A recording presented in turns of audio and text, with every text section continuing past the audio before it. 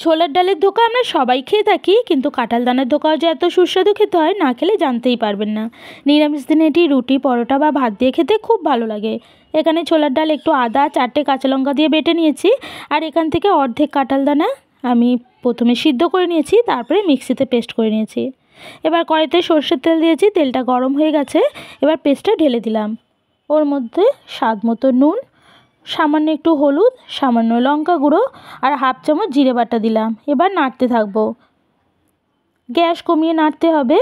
এবার ওর মধ্যে হাফ চা চামচ ভাজা ধনে জিরে গুঁড়ো আর গরম মশলার গুঁড়ো দিলাম।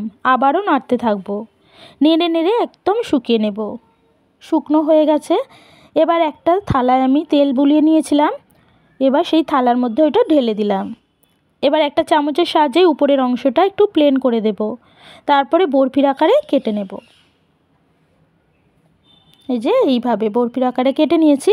এবার কড়াইতে আবার তেল দিয়েছি, তেল গরম হয়ে গেছে। এবার ধোকাগুলো একটা একটা করে ছেড়ে দিলাম।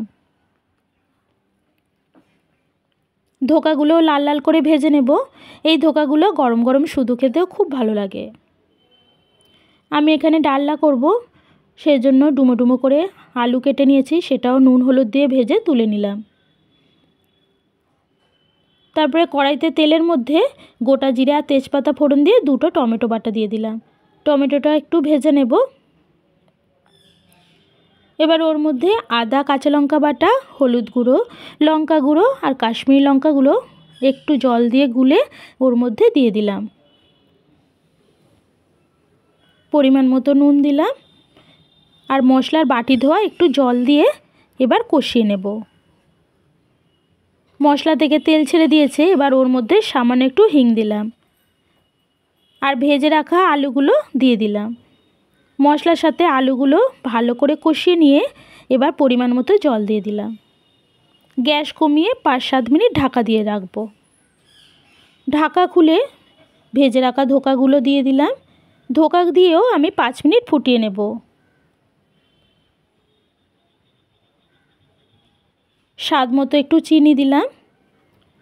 শেষে একটু ঘি আর গরম মশলা দিয়ে দেব। তৈরি ভীষণ সুস্বাদু কাঁঠাল দানার ধোকার ডালনা।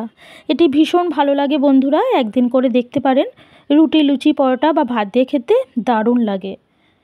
রেসিপিটি ভালো লাগলে লাইক, কমেন্ট, সাবস্ক্রাইব, ফলো করতে ভুলবেন না।